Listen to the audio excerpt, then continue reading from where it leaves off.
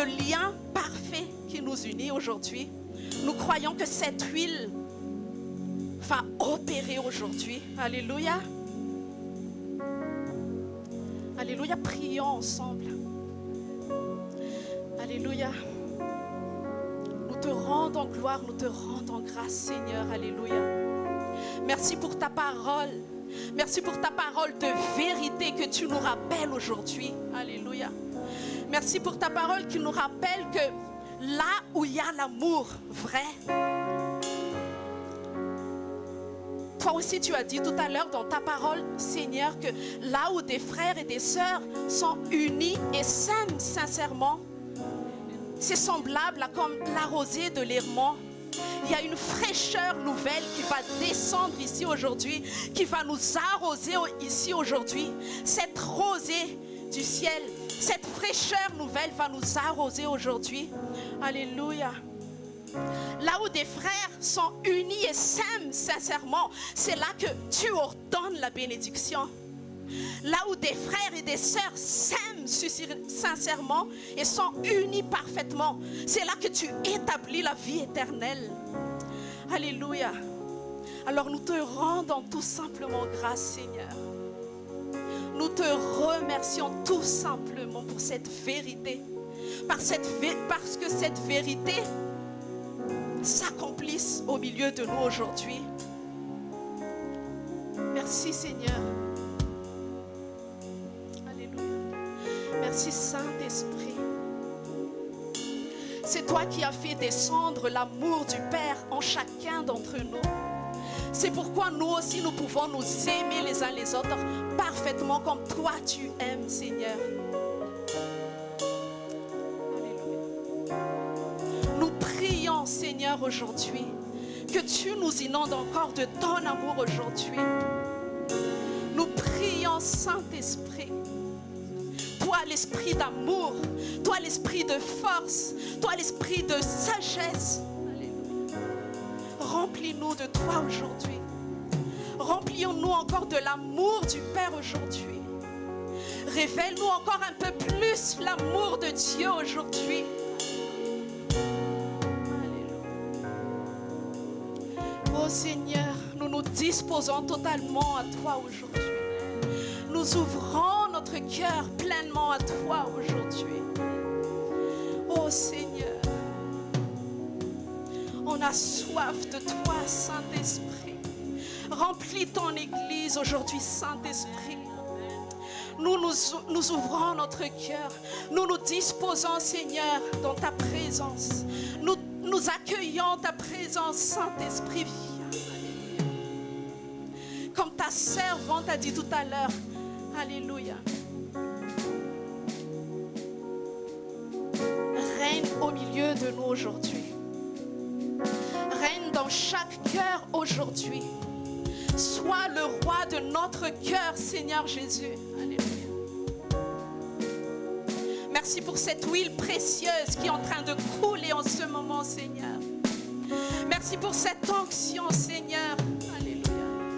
Cette onction n'est pas pour notre profit à nous toutes seules, mais nous croyons que cette onction, Seigneur, va opérer aujourd'hui. Alléluia. Cette onction va briser les jougs aujourd'hui. Cette onction va délivrer les captifs aujourd'hui, va libérer les peuples aujourd'hui. Cette onction va briser tout esprit de religiosité aujourd'hui.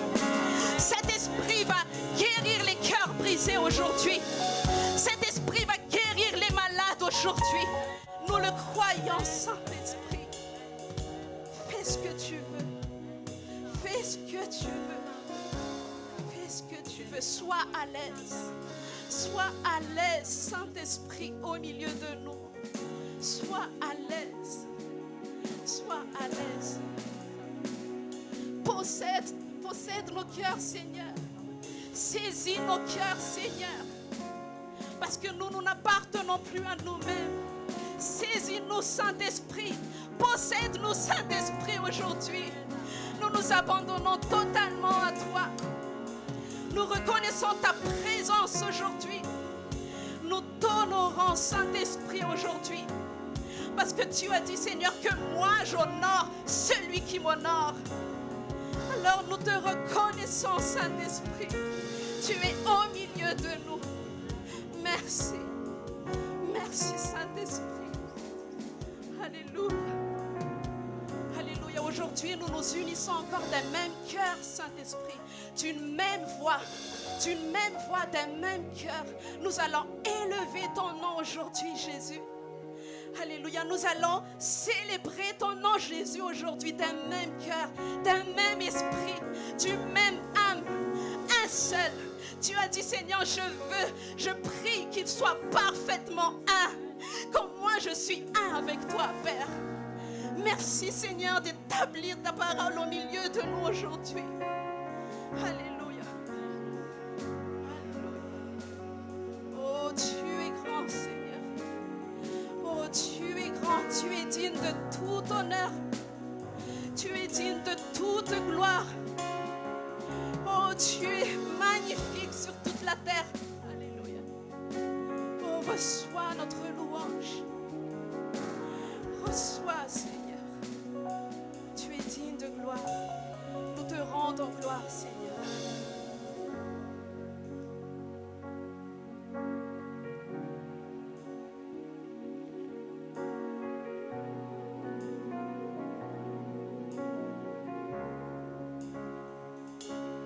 Nous te rendons gloire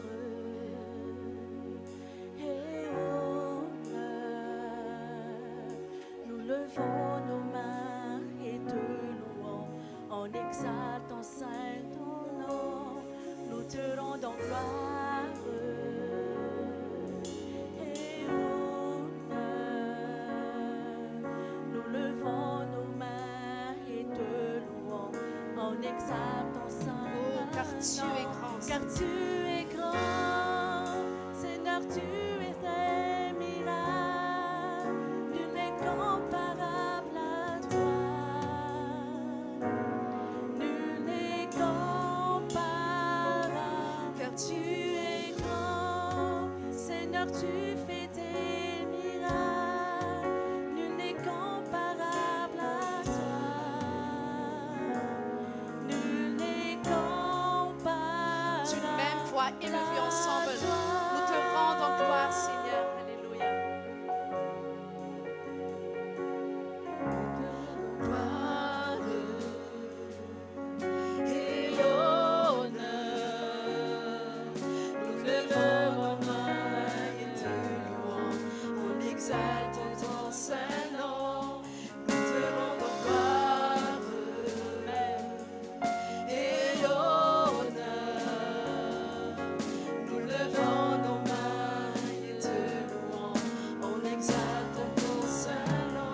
Car tu es grand, Seigneur, tu fais des merveilles. Il n'est comparable à toi. Il n'est comparable à toi, car tu es grand, Seigneur, tu fais des merveilles. Il n'est comparable à toi. Il n'est comparable à toi. Alléluia. C'est la vérité, Seigneur. Nul n'est semblable à toi. Nul n'est comparable à ta manière de faire. Nul n'est comparable à ton cœur. Nul n'est comparable à ta douceur, Seigneur. Alléluia. Alléluia.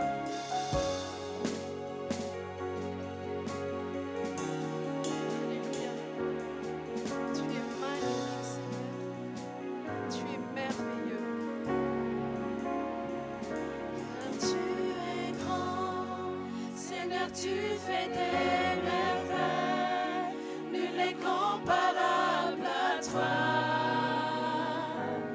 Nul n'est comparable à toi, car tu es grand, Seigneur, tu fais des merveilles, nul n'est comparable à toi. Nul n'est comparable à toi.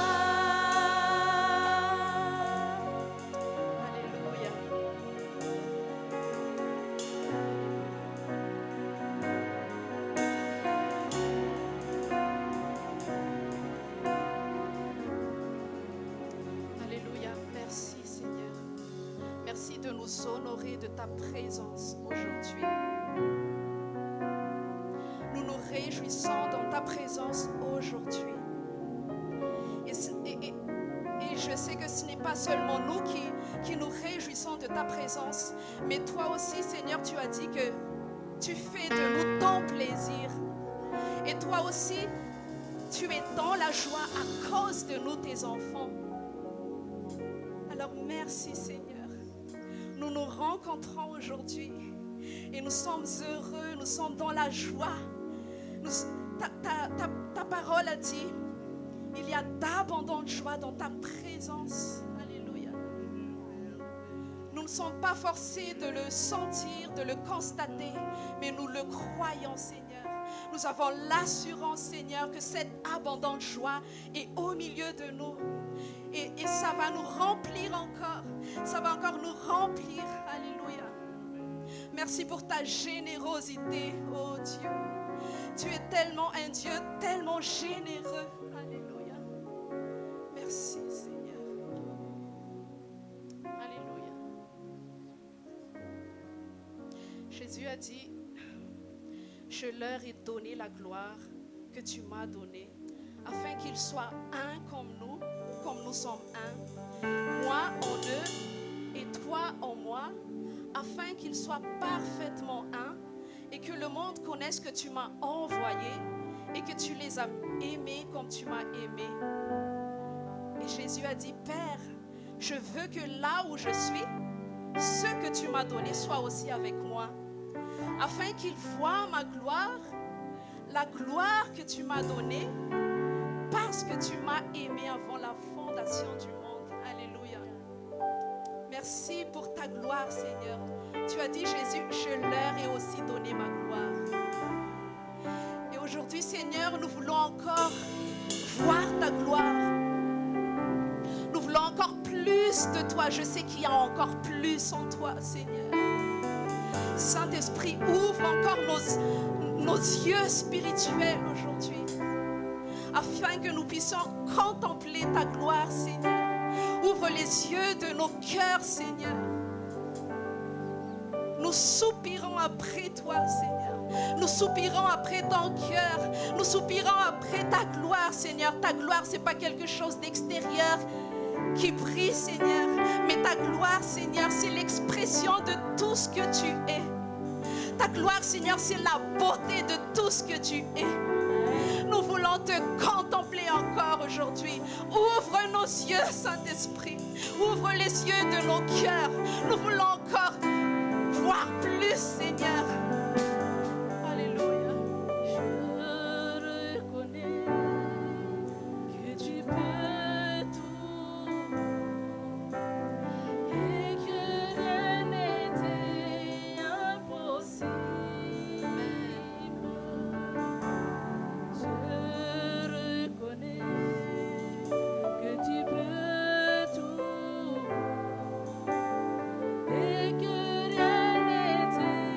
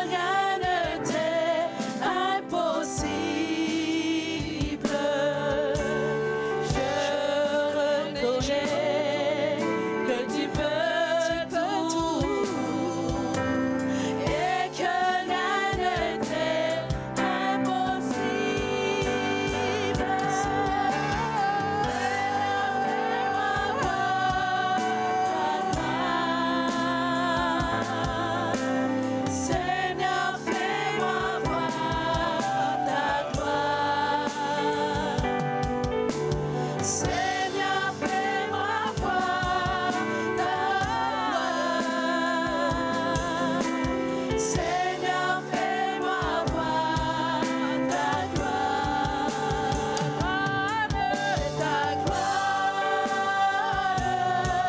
Seigneur.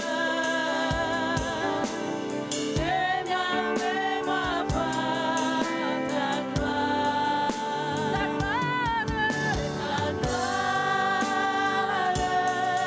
Seigneur. Seigneur, fais-moi voir ta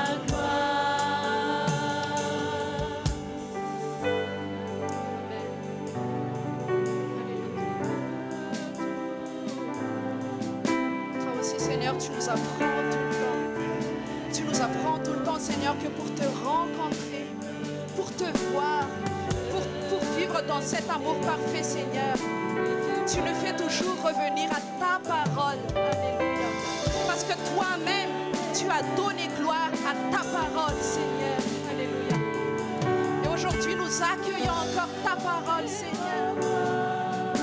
Nous accueillons ta parole qui va nous donner encore vie aujourd'hui. Alléluia. Alléluia. Seigneur, fais-moi voir ta gloire. Seigneur, fais-moi voir ta gloire.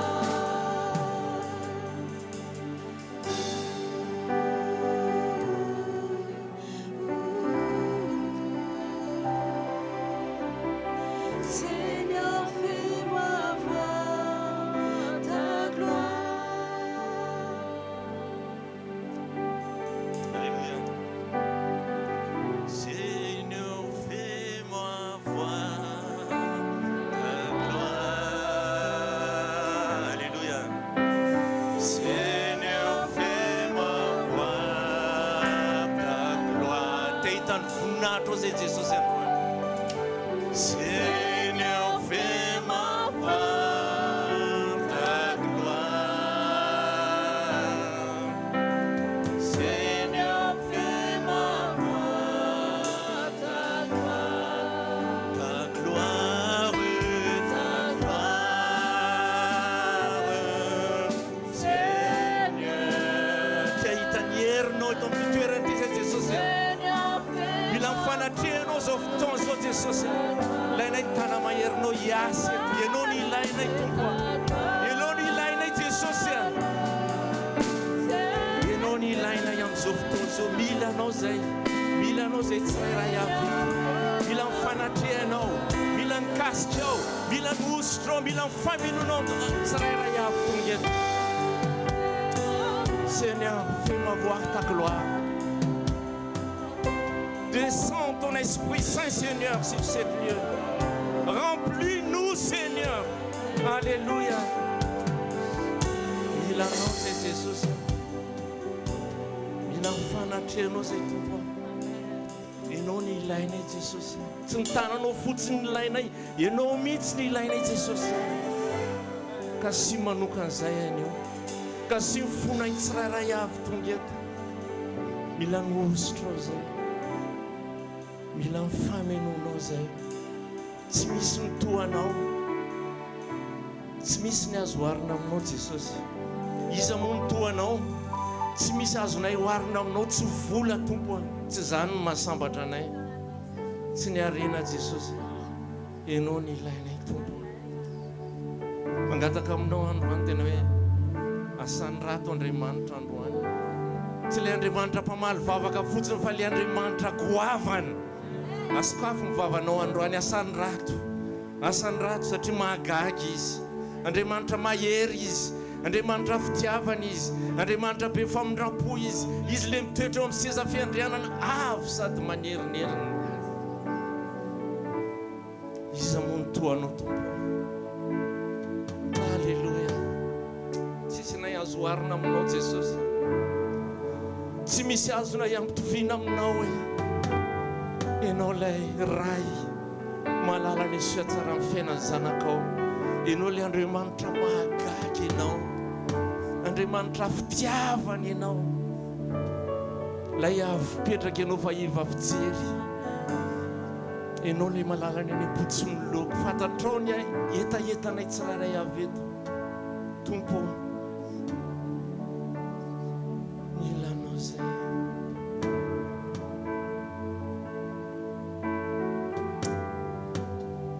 tsy misy azonay oarina aminao raha io alleluia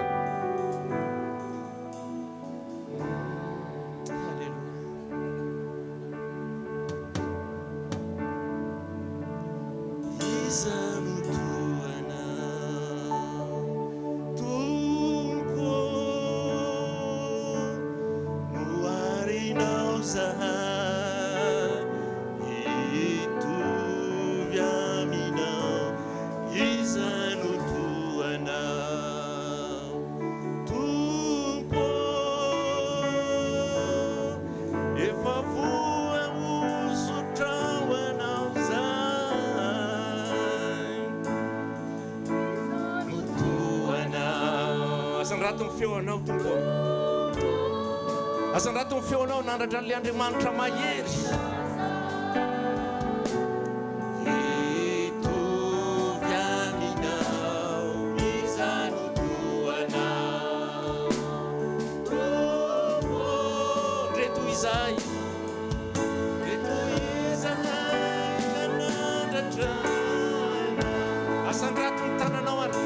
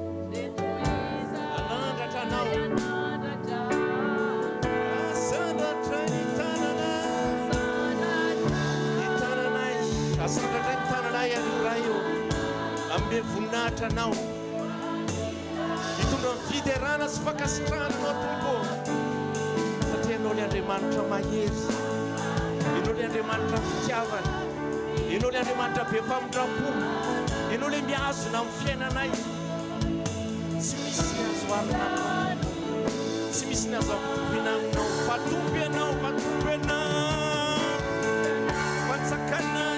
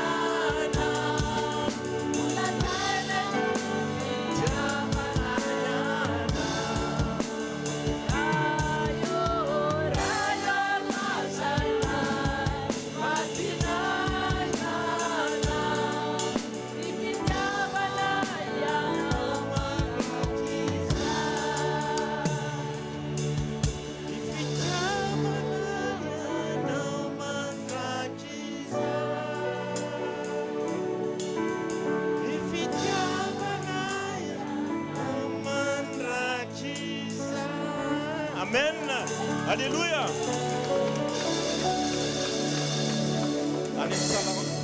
Any Psalm 24 any izy milaza fa izy zao mpanjaka amin'ny voninahitra izao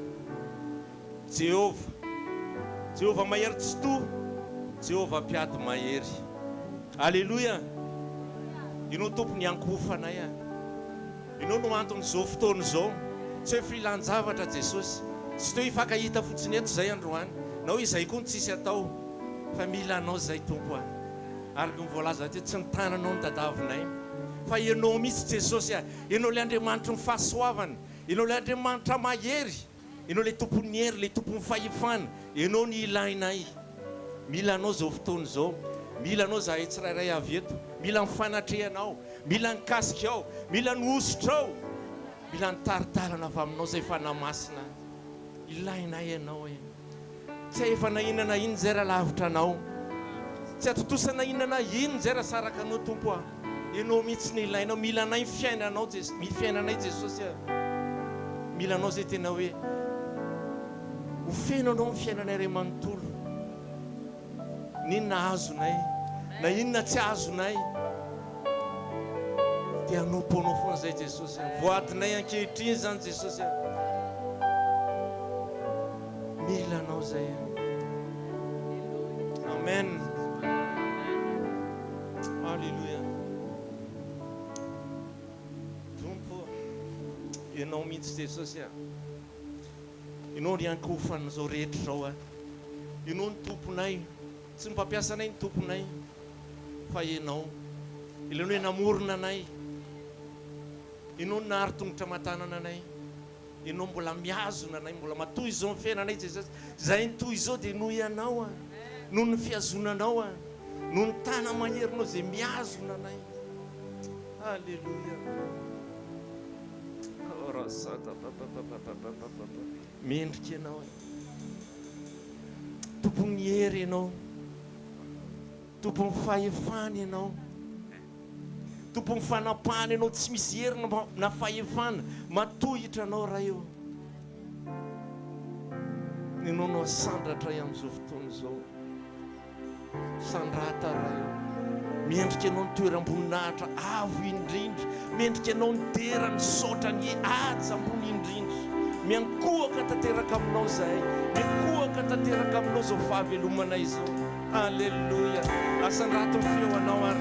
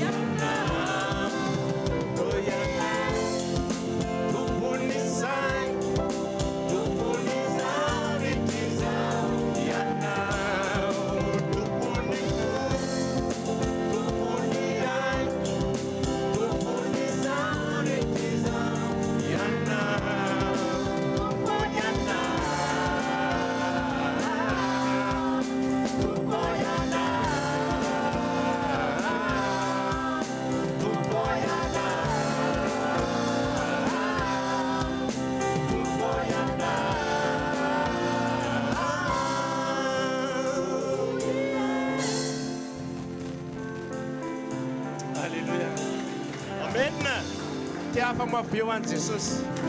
Ilay Andriamanitra fitiavana, ilay Andriamanitra tompony zao fotoana zao. Alleluia, miakoka tanteraka aminao momba anay raha io. Voninahitra dia ho anao rery ihany. Alleluia. Amen. Raha isika fitiavan-tanana ny mpanompon'Andriamanitra lehibe. Amen. Miakoka to.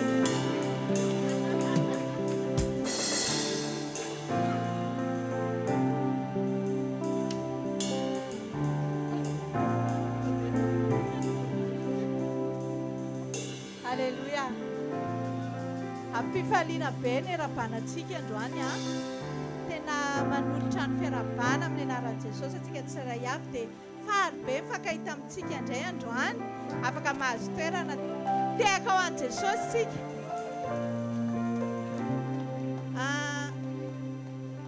Mialohan'ny idiran'ny mpanompon'Andriamanitra dia misy zavatra kely fotsiny a tiako zaraina amintsika androany. Dia hoe asiotohany a ny fiarahanao amin'i Jesosy. Amen. Aza vela hijanona ho fantatrao fotsiny Jesosy a, na hoe olona nanao soa anao dia tsaroana tsindraindray, fa zao asiotohany a isan'andro isan'andro ny fiarahanao amin'i Jesosy. Amen. Misy teny Jesosy izay hoe raha tafasaraka amiko nareo izy dia tsy mahefa manao na inona na inona. Dia andao tsika tena hianatra an'izany hoe Jesosy a, sady tsy hisaraka aminao zany mihitsy a. Na roviana. Amen. Ao amin'ny Matteo 9 misy tantara iray izay a. Matteo 9 ny andininy 10 ka hatramin'ny 17 dia ilay tantaran'ilay kapiteny Romanina. Dia niteny io kapiteny Romanina io rehefa naharary ilay mpanompony hoe mitenena teny tokana ozy izy a, dia iaino dia asitrana ny ankizilahy. Izany hoe naalala ity kapiteny Romanina ity, naalala izy ny fahatakarany lanja ny tenin'Andriamanitra. Hoe raha vao miteny eo Jesosy a, dia tonga dia raisina ilay teny dia miantra. Fa indro kely fotsiny a, tsy nasiany tohan'ilay izy satria tsy nampandrosoany tao an-tranony Jesosy. Aza mandroso ozy izy fa ny teny ihany atao. Izany hoe najanona, tsy nasiany tohan'ilay izy dia nijanona treo amin'ny fanasitranana fotsiny. Tiako tenenina androany dia izao hoe nanana fahatakarana izy a, nijanona nalalan'i Jesosy fotsiny. Fa tsy nikatsaka isan'andro izy nitady hafantatra an'i Jesosy. Tsika ny fiainana kristiana dia tadio tsara, tsy vitan'ny hafana-po vetivety miaraka amin'ny Jesosy. Hoe nanova ny fiainako izy androany, afaka androany, fa zao ny fiarahantsika amin'ny Jesosy a dia isan'andro. Hoe tsy mety ny fiainako raha tsy eo Jesosy. Dia nanana fahatakarana izy ateo a, fa tsy afaka nitohy ny fiarahany tamin'i Jesosy. Satria nijanona teo amin'ny fanasitranana fotsiny. Betsaka ny olona amin'izao fotoana izao a, rehefa misy zavatra mamaika azy na mataitra azy dia mazakasaka izy mitady an'i Jesosy. Fa rehefa azon'izay dia avelany eo tokotany fotsiny Jesosy. Aza mandroso ozy izy fa le teninao ihany dia ampy. Tsara be izay a, ianao mahafantatra ny lanja ny tenin'Andriamanitra satria izay mihitsy spesialite an'i Jesosy. Raha vao miteny izy ka inoana dia tonga dia mitranga, tonga dia misy vokatra. Dia hain'ity kapiteny ity izay fa ozy izy hoe Jesosy saika hiditra tao an-tranony fotsy izy, aza miditra ozy izy. Fa le teny fotsiny teneniny. Izany hoe najanony teo amin'ilay fanasitranana ilay izy. Dia tena amintsika androany hoe ampandrosoy lalina ho potsika Jesosy. Ampandrosoy lalina, aza mieritreritra ianao hoe androany any milan'i Jesosy na rehefa avy eo ihany.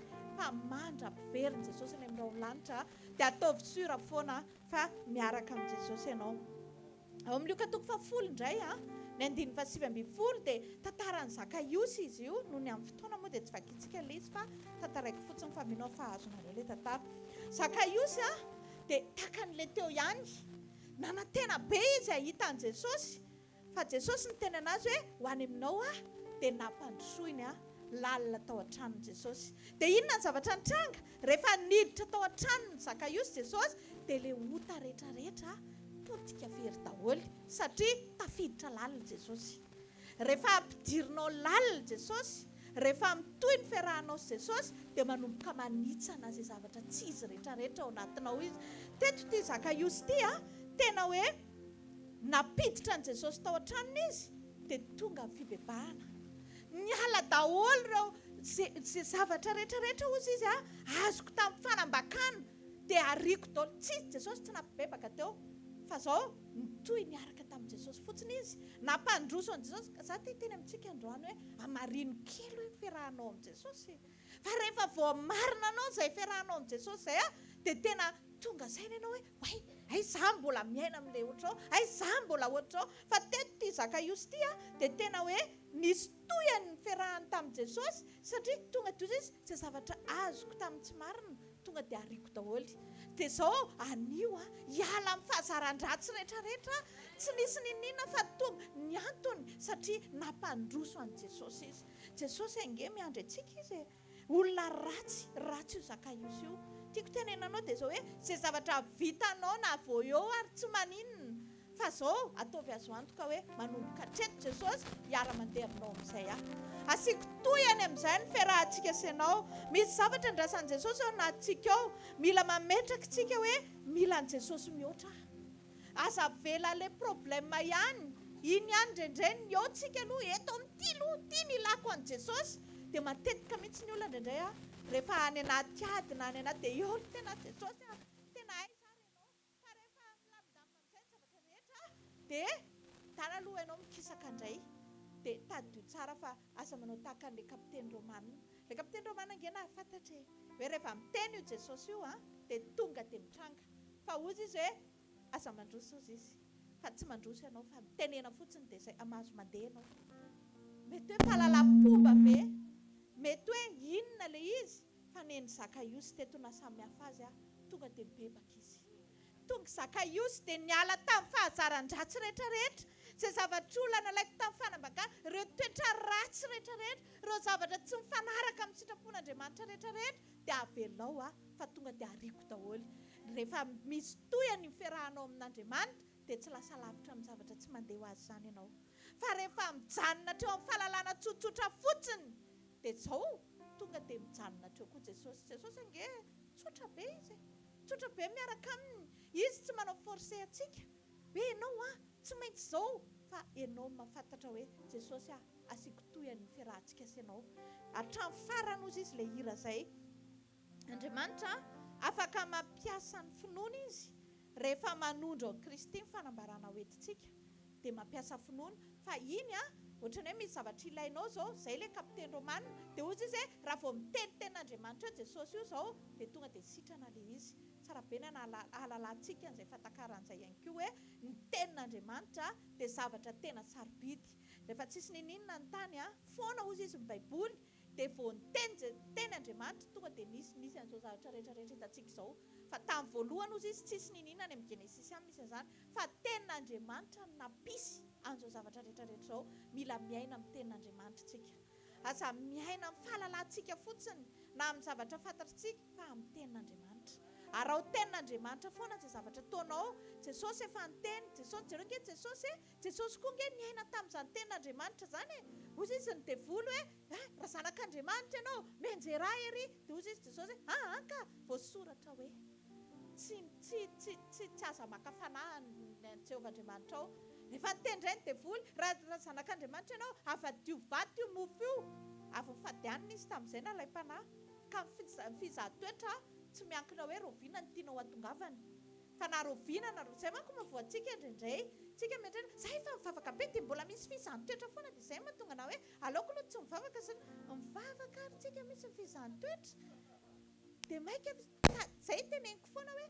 tadio tsara fa rehefa ary Petera sy mpianatra niaraka amin'ny Jesosy teny amin'ny rano tsy nasakana ny tafio-drivotra tsy nitrango izany natao ary Jesosy ny tafio-drivotra ny asa foana nateo ary Jesosy fa nampisakana azy rehefa niantso an'i Jesosy ny zanany ny feoanao ny henin'i Jesosy dia natsahatra ilay tafio-drivotra izany hoe niantsoantso aloha ry Petera niantsoantso ny tafio-drivotra mafy be ny tafio-drivotra efa tapaka daholo ny salopy sy ny rehetrarehetra ozy izy ny ao anatin'ny Baiboly vobe tena hoe siklônina eny an-dranomasina fa dia torimaso manao ahoana loatra re ty torimason'i Jesosy tsy haiko hoe nareo ve mba nandinika fa mba matory ianao ty Jesosy zany fe dia tsy hainao raha ny zavatra mitranga dia efa lena daholo tao anatin'ny sambo fa Jesosy matory ihany fa rehefa nisy feo ray izay ny antso tsisy bafla tsy nampiasa micro ohatran'ny ty androany ity fa zao no nataon'ilay feo hoe Jesosy maty izay vonjeo tonga dia taitra izy fa mafy noho ny feo an'ny tafiotra ve ny feo amin'ny Petera fa zao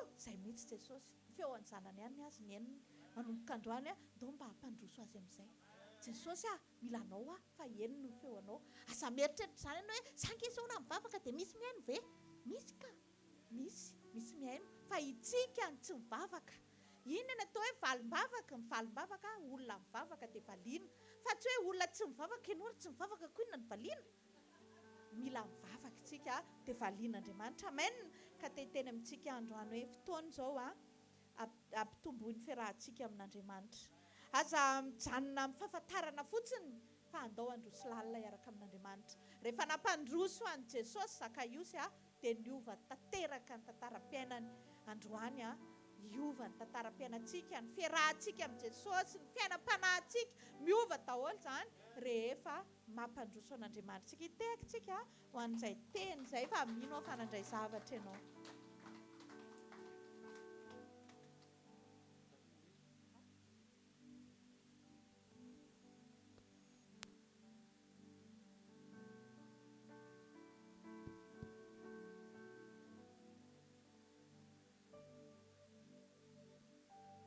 Alléluia.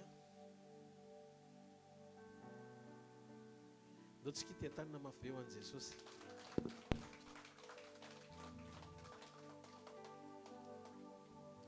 Mbola ila izy menadary efa avy eo fa mialohan'ny mifamioako manina dia hiteny zavatra kely vetivety fotsiny. Saotra an'Andriamanitra ny amin'ny fandrosoanareo ny amin'ny reko be hoe nisy fandrosoana misy hafanana ra-panahy ny fivoriana reko ny firaisan'ny piraitam-po ny fifankatiavan'ny mpiara-manompo ny hafanany fanatrehan'Andriamanitra tsy haiko ny tsitsotra an'Andriamanitra sy tia tanana mafy be ho an'ny tompo ny amin'izany dia raina ny anaran'i Jesosy Kristy tompo za tena mino fa mbola androso lavitra tsika amin'ny hafanany fanompontsika an'Andriamanitra manomboka hatreto ary hitrifana bebe kokoa hanakaiky an'izany atao hoe fo manomana ny fiverenan'i Jesosy zany sady zany alleluia alleluia. Milohan'ny ten'Andriamanitra dia nolotra hira kely antsika ho fiankofana miaraka izy menada hira anankiray.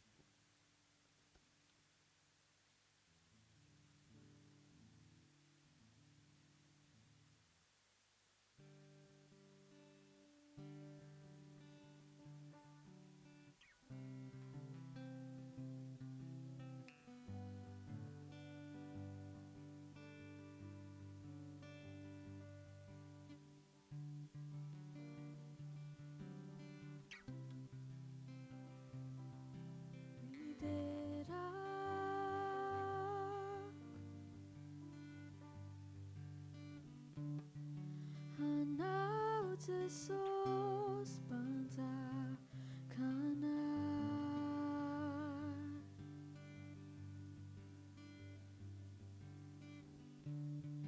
maher tumponi fanaina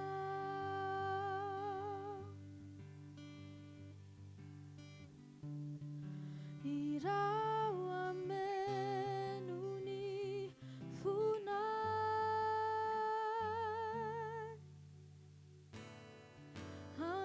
chin mane nikya anjanya funi fanai ovuntu sinyu suchau nyuluna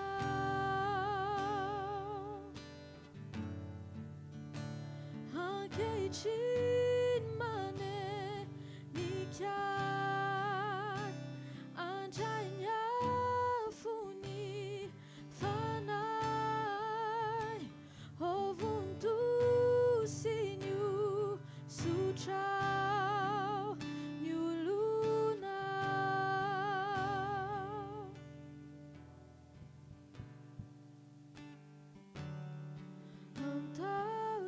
you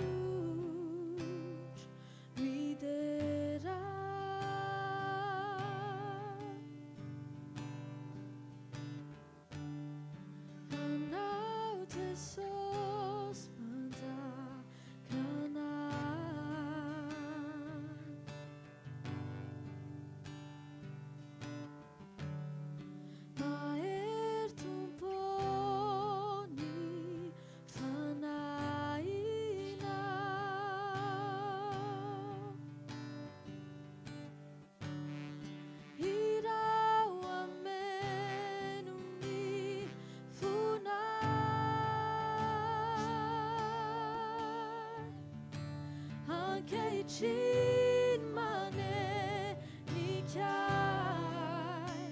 andray ny afony fanahy ovontosin'io sotrao ny olona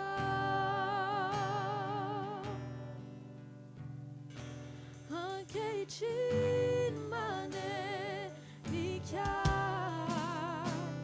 andray ny afony fanahy ovontosin'io sotrao ny olona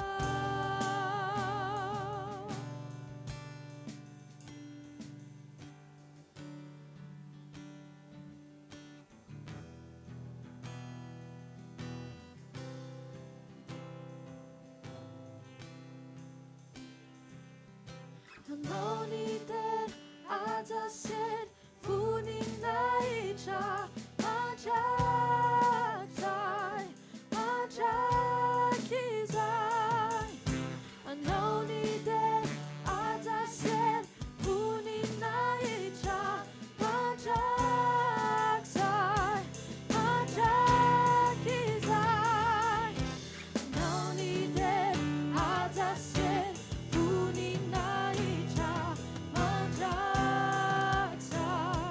mandrakizay Anao ny tena aja sely voninahitra mandrakizay mandrakizay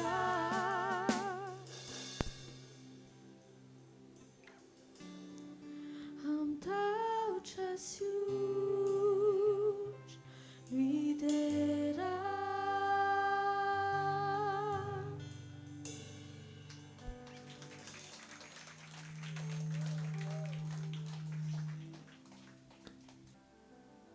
ndao tsika no fofantanantsika ny amin'ny no fofantanantsika sika isotra an'Andriamanitra ny amin'ny lanitra ideran'Andriamanitra mpanjaka ny mpanjaka sotra ny amin'ny fanatrehanao androany hariva Jesosy ny fanirinay androany marina fa eo ny fonay manina nreto mpiara-manompo reto matsiaro anatin'ny fonay mandrakarivo izay ny fotoana voatendry mba ahafahana miona miresadresaka mitafatafa momba anao mahafinaritra izany Jesosy fanjavatra anankiray tena iriko androany manotrona anay Jesosy ianao ny fanirinay ambony indrindra tonga ty zay dia hijery ianao amin'ny alalan'ny reto mpanomponao reto dia tahaka izany koa ny fiombonanay satria raha misy roa na telo mivony amin'ny anarako izy ianao dia eo afovoany tovy mahatsapy izay lanja ny fisian'ny fanatrehanao ao anaty fiombonana amin'ny anaran'i Jesosy amen alleluia androany izarantsika ao anatin'ny fotoana foy miaina sy mahalala lanja ny fiombonana amin'i Jesosy ozy Jesosy tiako mba ho ray ihany izy rehetra tahaka ny mahiray antsika izany hoe Jesosy nametraka ny lanja ny fiombonantsika samitsika mpanompon'Andriamanitra amin'ny endrika iombonany amin'ny rainy ngamba tsarotsika ny tena maro tao amin'ny Jaona toko 2:20 hoe Jaona toko 2:20 rehefa tonga Jesosy andeha hanangana ny Lazarosy dia zao no nataony Marta tamin'izay nijery an'i Jesosy ozy izy hoe raha teto ianao dia tsy maty ny anadahako ny olona zatra mametraka ny fifantohany amin'ny fanatrehan'Andriamanitra dia manana antoka sy mametraka lanja ny fisian'izany fanatrehany izany ho fanafahana amin'izay zavatra rehetra lalovany na sarotra sy tsy takatry ny sainy azy zany ny fanontaniana mipetraka androany hariva dia zao midika inona ho anao ny fanatrehan'Andriamanitra eto androany nisy fotoana andray mandeha nisy olona anankiray toy ny malemy ny fiantson'ny zareo tany Toliara dia io ranamana io Nieritreretiko hoe malemy. Vory le fianakaviana dia zavatra nahavariana dia zao zavatra tsy fantatro le izy, tsy haiko le izy. Tsy niomana akory aho ho amin'izay zavatra hitranga ho ataon'Andriamanitra ao anatin'le izy. Fa le fianakaviana nametraka. Fa rehefa hivavaka ny mpanompon'Andriamanitra dia hiseho eo amin'ny fanatrihan'Andriamanitra any lavitra any ny voninahitr'Andriamanitra amin'izay endrika tsy takatry ny saina, mbola tsy nisehon'Andriamanitra teo amin'ireo fianakaviana ireo. Zany eritreritra sy ny saina hoe malemy ho atsangana le izy. Angana fa zareo efa miteny, fa raha vao hivavaka eo pastera dia mitsangana io. Vory ny fianakaviana ao anatin'ilay izy niantso ry zareo, efa impito angamba ny appel n'absence. Rehefa avy eo niantso ry zareo voaraiko ihany, fa eniko ry zareo mitabataba sy mikotaba ao ambadika eo fa tsy niraisy ny telefoniko. Allo dia niandry ahako. Allo, io fa azo io, tonga dia atao avy amin'ny sofiny. Dia natao teo amin'ny sofiny le olona neveriko malemy ho atsangana le izy. Fa kay olona le fa lasa naverin'Andriamanitra. Mahafantatra anao ve enoy? Misy zavatra tian'Andriamanitra isehoana tsy voatery ao anatin'ny kajim-pononao. Ianao misaina hoe malemy ho atsangana, fa Andriamanitra na hafa aza ny fomba fijerinao rehefa hanotrina izy, tanterahana izy amin'ilay dingana tsy nantenainao, fa ataony satria Andriamanitra izy. Fanatrehan'Andriamanitra zany. Tsika mila mametraka ny lanjan'ny fanatrehan'Andriamanitra ho ambony lavitra noho ny fahaiza-manaony. Mahay zavatra rehetra Andriamanitra mety ho diso-kaja ianao. Satria ianao za zao ohatra ka nampahafantarina melo hoe olona lefa navoaka nampandrona andrasana formole ohatra. Mipanika mety tsy vita kokoa no mivavaka ho azy, very hatramin'ny fonoko. Fa treo amin'ilay fatrany eritreretako hoe ho vitan'Andriamanitra eo amin'ilay malemy ho atsangana na malemy ho atanjahana. Hatreo ny fatran'ilay fahatakarana maha-olombelona. Fa izay tsy hain'olombelona atao dia vitan'ny fanatrehan'Andriamanitra atao. Satria aza adino fa misy finoana takian'Andriamanitra ananana. Ny présence tsy manaja problème, tsy mamantatra problème, fa ny présence mamantatra finoana. Awa hiditra amin'izay tsika. Dia hozy izy Marta, raha teto ianao tsy maty ny anadahako. Dia hozy izy Jesosy, eto anie zao e. Firy aloha zao amintsika ny mino fa eto Andriamanitra. Raha tena mino anao fa eto Andriamanitra, voalohany eo amin'ny toerana misy an'Andriamanitra dia misy fiadanana. Noho izany aoriny feonanao amin'Andriamanitra dia tokony hatsapa fiadanam-po ianao. Fiadanana aloha ny voalohany. Faharoa, eo amin'ny toerana misy an'Andriamanitra dia misy fahatomina tafapetraka ao anatin'ny fonao fa ny zavatra rehetra izay tonga eo amin'ny fanatrehany dia ainy manamboatra an'izany, ainy manarina an'izany, ainy mikarakara an'izany. Amen. Ao Matteo toko 7:4-5. Jesosy namaly rehefa nisalasalany amin'ny Jesosy Jaune mpanao batisa. Rehefa vita mibatisa dia avy niteny izy nikasika momba ny Herôda sy ny zanaka vaviny, ny Herodiasy le nandihy, dia hoe loza fa ianao tonga zany dia nahitsy be Jaune. Dia rehefa voasambotra Jaune tonga tany am-ponja dia lasa nisalasalany amin'ny Jesosy izy. Dia rehefa nisalasalany amin'ny Jesosy izy ao Matteo 7:4-5, Jesosy nilaza hoe andana ozy izy teneny Jaune fa reto ny zavatra mitranga anehoana, fa tsy le andrasana tsony fefa izy io. Alleluia. Inona navalin'i Jesosy? Matteo 7:4-5. Ary Jesosy namalika nanao taminy hoe mandehanareo ka mbarao amin'ny Jaune zao renareo sy hitanareo zao, mahiratra ny jamba ary afaka ny mandringa diovina ny boka ary malady ny marenina, atsangana ny maty ary ny malahelo ditoriana ny filazantsara. Ka ny fanatrehan'Andriamanitra dia maneho amin'ny porofo tsy azo lavina nefa azo tsapahitanana ny asan'Andriamanitra. Tsika zany raha manam-pahatsapana ohatran'ny Maria, raha teto ianao tsy maty ny anadahako satria fantatry Maria fa mpanasitrana izy, Marta fa mpanasitrana izy. fa Jesosy raha tonga teo Marta sy Maria dia tonga nova ny fomba fijerin'ny Marta izy satria Marta tsy na teolojianina. Mba fantatrareo ma teolojianina ny Marta? Jesosy indray no nampianariny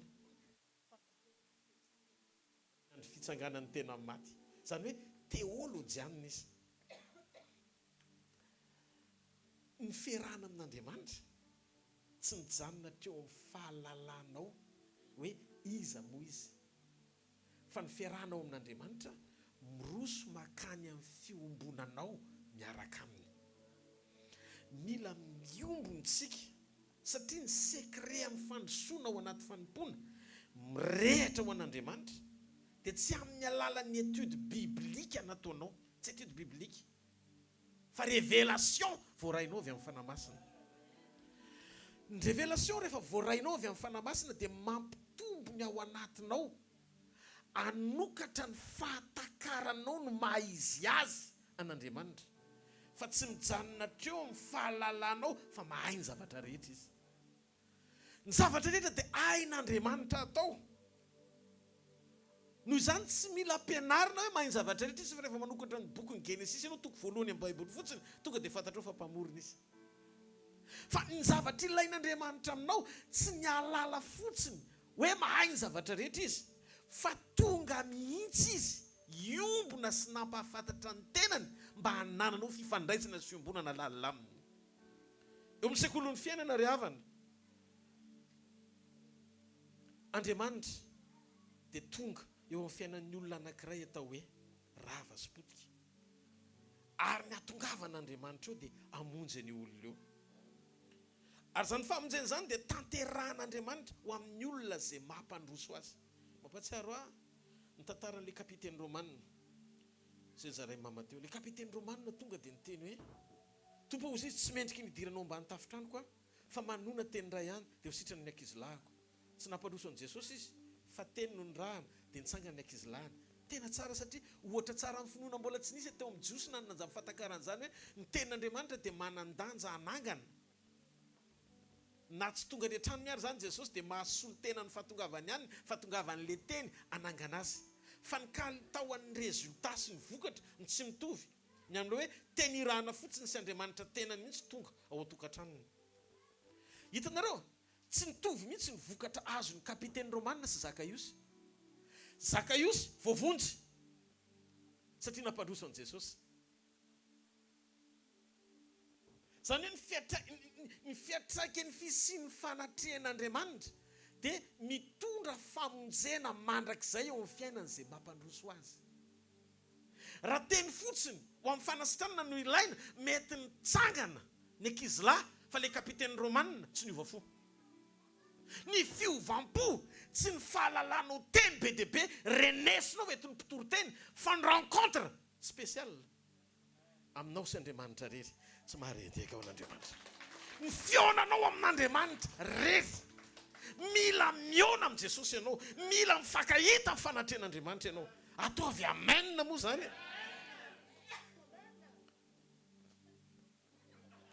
Hitanao ny olona anankiray, ny olona anankiray rehefa manota dia tadidio jamba ny masony. Zay ny maharatsy an'ilay hoe ianao mpanota tsy miova fo, te hiona amin'Andriamanitra, te hiaino an'Andriamanitra, tsy nisy fiatraikany ao anatinao, tsy misy fiatraikany ao anatinao le feona satria ny folo mihidy. Zavatra ilain'i Jesosy androany hariva, fo misokatra. Fo misokatra ny ilain'i Jesosy androany hariva. Inona ny ilain'i Jesosy androany hariva? Inona tsara hoe ny ilain'i Jesosy androany hariva? Zany mahatonga ny olona be dia be lany mitomany mandany ny andro, mitomany amina kadradraka anankiray mandalo ho tongony. Dia mitomany, iny misy kadradraka. Meko ohatranao hoe misy olona ngeza be fa kadradraka kely ohatrany iny ny atahorany. Ohatr'izay mihitsy ilay olona mandalo problème tsy manana fahatakarana ny fahalebiazan'Andriamanitra.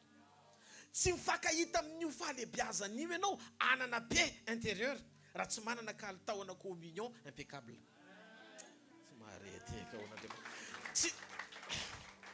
Tsy lanjan'ny olana no mahatonga anao misapatitaka hoe lehibe le izy sa kely le izy, fa ny asaripidiny communion no maritra n'ilay fandresena. Zareo ny mivavaka ny olona tsy ampy fiombolona amin'Andriamanitra. Vavaka misarika ny mason'Andriamanitra hijery izay manjo azy fotsiny. Tompandriamanitra, hitanao ve zao manjo azy zao Jesosy? Ato zao manaintaina. Nefa reny tsy mivavaka ireny ary mavita manao fotiny isaky ny maraina. La ny andro misarika ny mason'Andriamanitra hijery problème. Tiako fantatrao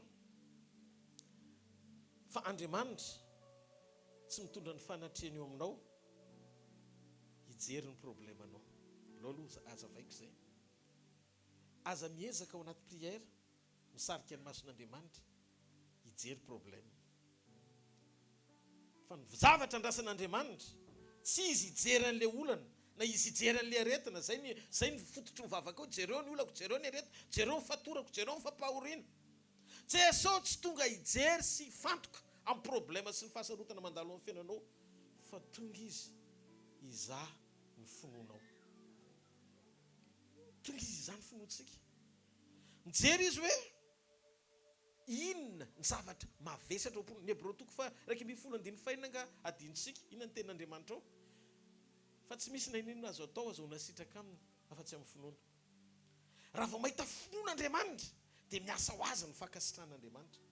Noho izany tsika tsy tonga eo anatrehan'Andriamanitra hampafantatra azy ny vesatra sy ny tranga ary ny fampahoriana izay mianjady eo amin'ny fiainantsika, fa tonga tsika hanokatra ny masony fa misy olona mino azy eto. Rehefa mino an'Andriamanitra ianao, tsy zavatra heverinao ho mavesatra eo amin'ny fiainana ka vesatra amin'Andriamanitra izany. Satria nandresy ny fahafatesana izy ho anao. Aleloia.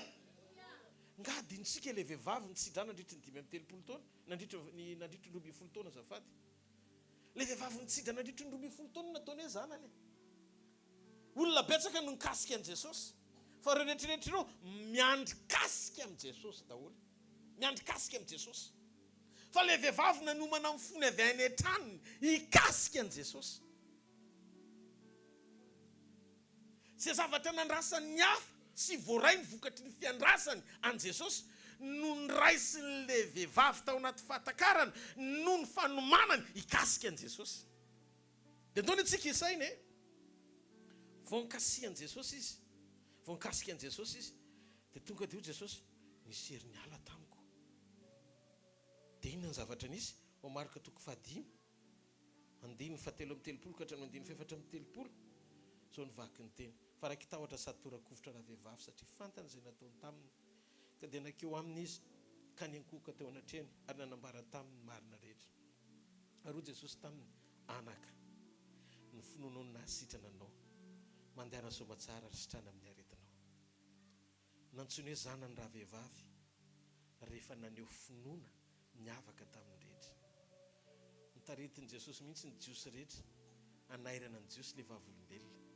Hoe jereo ry Israely, fa ty vehivavy ty mikasika avy any Yeriko, niala ny heriko, sitrana izy. Teo izy Jesosy tsy niteny izy hoe mpianatro na apôstôliko na mpanomboko, fa io vehivavy io rery ato anaty Baiboly nataon'i Jesosy hoe zanako. Misongadina kokoa ho antsika ny teny fijoroana mazanak'Andriamanitra antsika. Rehefa tsy manome lanja loatra tsika na badenina amin'ny Kristy mpamahaolana, fa tonga hikasika azy eo amin'ny fanatrehana. Ny fiomananao dia ambony lavitra noho ny fiandrasanao, tsy zavatra ilainao. Hitako fa ny finoanao sy ny comportementanao ary ny attitude-anao dia miova manomboka androany. Satria ny atao hoe finoana velona dia tenin'Andriamanitra manova comportement, manova attitude ary manova toetsaina ary manova fomba fiteny mifanaraka amin'ilay vision amin'ny tenin'Andriamanitra, vision apetraky ny tenin'Andriamanitra hifandraisanao amin'Andriamanitra. Ataovy amen. Ka ny finoana dia etsika mahatonga an'Andriamanitra akasitraka anao izy. I Abrahama anie, za mahita ny Abrahama, fa Abrahama tsy hoe olona nandany fotoana mivavaka foana izy teo amin'ny fiainan'Andriamanitolo. I Abrahama koa tsy mpanao miracle fa i Abrahama olona finoana. Dia inona ny zavatra nitranga kosa izy ny Genesis 3:15-5 zavatra nitranga Andriamanitra tonga dia mivalide ho fahamarinana izay teny rehetra ninony Abrahama na tsy takatry ny sainy azy. Ny olony finoana eo am-piombonana amin'Andriamanitra dia manana faharetana. Manana inona hoe? Manana faharetana. Andriamanitra dia tia miara-miasa amin'ny lehilahy sy vehivavy manana finoana azy. Tsy titra ny oeran'Andriamanitra miasa amin'ny olona. Tsy hoe apôstôly ianao na pastery ianao na arkabisôpy ianao na tsy fantatrina izay karazana toerana misy ianao sanatria tsy manivaiva an'izany anaran'izany efa ao anatin'ny ministera 5 zany. Tsy fanenjena titra ny oeran'Andriamanitra miasa amin'ny olona. Fa toe-po manam-pahatakarana mitoetra amin'ny finoana azy sy manome lanja ny fanatrehany. Mila tonga saintsika amin'ny toerana mazanak'Andriamanitra antsika. Mila fantatsika ny fahasamihafan'ny atao hoe zaza amin'ny finoana sy ny atao hoe zanak'Andriamanitra mino anazy. Rehefa nateraka indray ianao dia tonga zanak'Andriamanitra. Ary rehefa zanak'Andriamanitra ianao dia sady mety efa manana ampahany fahalalahana azy ihany. Saingy izao mbola mitoetra amin'ny rononom-panahy fiantsoana azy. Ary ny rononom-panahy mampentiny rehetra. Rehefa manomboka mihinana ventikanina amin'izay ianao, fa manomboka mahatsapa hoe manomboka misy vesatra manomboka tsy zaka ntsony fa manomboka misy sivana apetraka Andriamanitra ao anatin'ilay izy. Androany moa tsika fotoana ny fandraisana ny fanasan'ny tompo. Ary tiako fantatsika tsara fa ny révélation fandraisana dia tsy révélation an'ny olona atao hoe enfant de Dieu fa ho an'ny fils de Dieu. Tsy mitovy le izy. Ny révélation fandraisana dia mametraka ny nofotry Jesosy ho endriky ny mofo ary ny ranom-boaloboka nataon'Andriamanitra nataon'i Jesosy ho rahany. Zany hoe efa manomboka miditra any amina resaka fifandraisanaina Andriamanitra. Fifandraisana avy eo amin'ny ara-panahy mepita eo amin'ilay maha olona. Asehon'Andriamanitra zany hoe mpamonjy ny nofo rehetra mihitsy izy amin'ny alalan'ny révélation fandraisana. Dia hitantsika ny zavatra mitranga. Fa rehefa nanomboka nizara momba an'izay révélation fandraisan'izay Jesosy Kristy dia jerentsika amin'ny 7:50 ka hatramin'ny 9:40. Zany teny zany lazainy tao amin'ny sinagoga raha nampianatra tao Kapernaum izy. Ko maro tamin'ny mpianany no nandreny soratra masina dia niteny hoe iza no maheno an'izany. Tonga dia tsy zakany zareo. Dia ny 9:40 ka hatramin'ny 9:40 jerentsika. Hatramin'izany ozy izy dia maro tamin'ny mpianany niembotra ka tsy niara nandeha tamin'ny ntsony. Dia hoy Jesosy tamin'ny 12 ianareo koa va mba te hiala.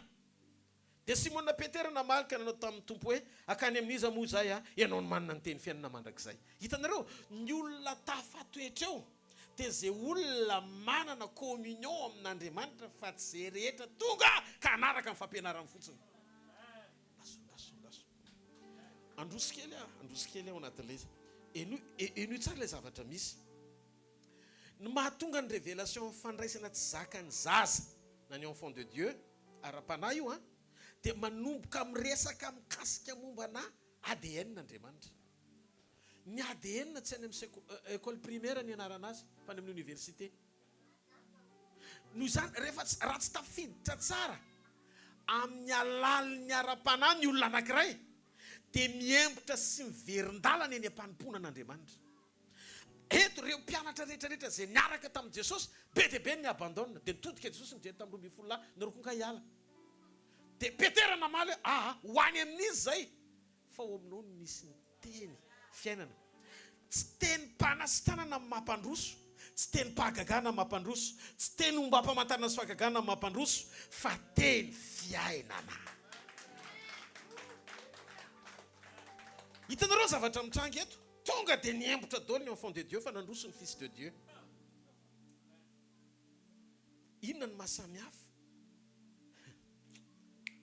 an Jesosy amin'ny olona rehetra izay natsangany ka tsy tokony hitenenantsika hoe Jesosy Kristy tsika fa zanak'Andriamanitra fotsiny.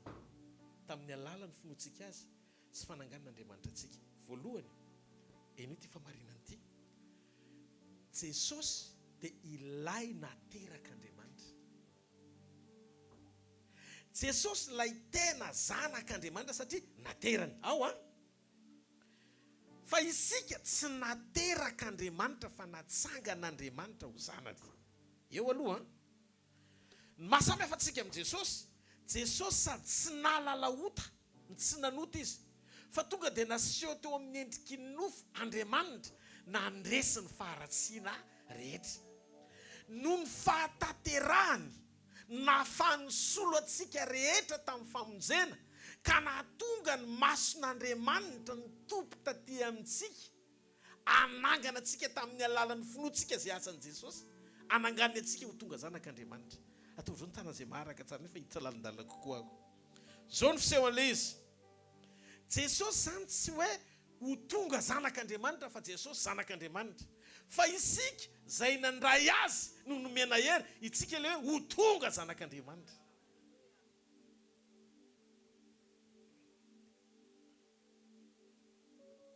Ny hoe ho tonga zanak'Andriamanitra dia mbola mila miady, fa ny hoe tena tonga, ny hoe tena zanak'Andriamanitra dia ilay naterak'Andriamanitra.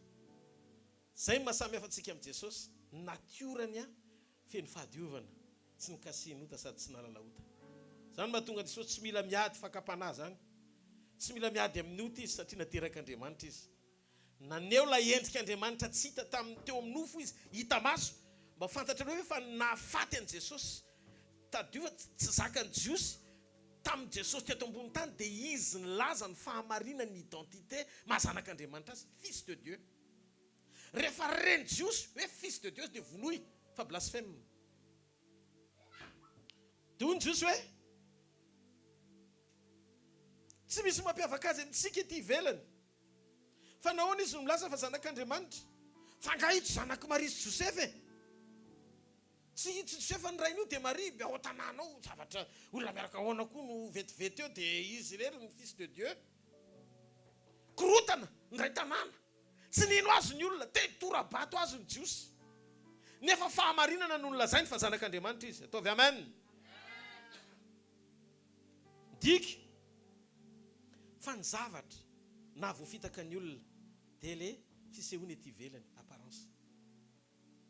Namitaka satria rehefa miresaka ianao hoe enfant de Dieu ohatra amin'ny silamo na amin'ny Jiosy na amin'ny judaïsme, dia zareo tonga dia miteny hoe normal, satria tsika rehetra tsika rehetra enfant de Dieu daholo, rehetrarehetra mihina.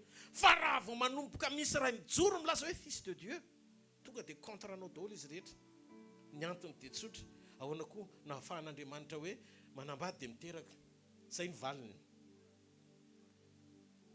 Ka ny zanak'Andriamanitra, ny hoe ny enfant de Dieu dia mahalala an'Andriamanitra, kanefa mbola mahazo miaina ao anaty fihetsaram-belatsy. Manao aleloha izy rehefa mahafinaritra azy ny teniny, ary rehefa manindrina azy ny teny dia afaka mivoaka izy, ohatrareo mpianatra rehetra tsy mahazaka révélation. Zany ny atao enfant de Dieu. Fa ny fils de Dieu, io le tena kristianina naterak'Andriamanitra, mahatratra ny ohatry ny fahataterana ara-piombonana amin'Andriamanitra. Tsy noho ny zavatra nataony, fa noho ny fanekeny ho ahitsy ny teny amin'ny fitondran-tena anahaka an'i Jesosy tanteraka. Rehefa tonga zanak'Andriamanitra sika na fils de Dieu, dia manana ny ADN rainao mikorina ao anatinao. Amin'izany dia ho renao fa tsy misy faratsiana mahazo mitoetra manapaka anao tsony manomboka hatreo. Lasa omen'Andriamanitra anao fahefana hanitsaka menarana ambany mainka sy ny rehetra nana fahavalo, ary tsisy hampaninina anao akory zany. Ny zavatra rehetra mahazo mandalo fa tsy hampaninina anao io ry zanak'Andriamanitra. Rehefa eo mitoerana anapahatsapantsika fa fils de Dieu, dia ny révélation iananao dia zao, ianao manapahatsapana fa raha vao eo Andriamanitra dia tsy mila mivavaka amin'ny fahagagany ianao. Fa rehefa renao hoe mety tsara ny communion misy eo aminao sy Andriamanitra, dia afaka mitranga ho azy zavatra tian'Andriamanitra atao, satria anivaka amin'ny fanitrona ny Andriamanitra hikarakara ny manodidina anao amin'ny alalan'ny fijoroanao. Satria hozy izy Jesosy eo amin'ny toerana misy ny zanako dia misy ahy. Nareo ny hozy izy ny fahazavana zao tontolo zao, midika an'izay ianao fahazavana. Ka raha misy aizina manodidina tsisy hoe toerana tsy tratrany mazava zany. Ianao ny sira ny dika an'izay na mahatsatsa zao tontolo zao, lasa manome tsira ianao. Zany hoe ny fiainan'ny hafa raha mbola eo ianao dia izy fifaliana, izy fiadanana, izy fampiononana, izy fitsaharana andao tsy mahareteka ao an'Andriamanitra. Zany mahatonga Marta ny laza, raha teto ianao tsy maty ny anadahako. mila mahazo antoka ohatrany Marta ianao mba ho raisiko indray ny positif ao ambadikin'le fanapa-kevitra Marta hoe mila mahazo antoka ny fanatrehan'Andriamanitra ny fiangonana. Mila manampahatsapana foana ianao hoe eo Jesosy, tsy titra fa fahatsapana ao anaty ny lanjan'ny fiangonana aminy. Ny eo ariva zao ny Andriamanitra ny voninahitra hiditra eo amin'ny olona tsiray avy amin'ny fanatrehany. Dia aoka Andriamanitra hiasa eo amin'ny fiainanao ary izay rehetra mpangalatra tsy araka ny sitrapony rehetra manelingelina ny fisiny eo amin'ny fiainanao dia miongotra androany ariva zany amin'ny anaran'i Jesosy. Mila mandray andraikitsika androany ariva, amerina ny momba antsika iray manontolo ao aminy. Inona ny andrasan'i Jesosy amiko? Ny andrasan'i Jesosy amiko dia amerina ny ty tempolo ity ho tanteraka eo amin'ny sitrapony. Mahatonga antsika anie tsy tena tsy mahazo tsy mifakazo tsara amin'ny fanatrehany dia tsotra. Ianao mitondra ny safidinao any amin'ny lalana tsy sitrapon'Andriamanitra.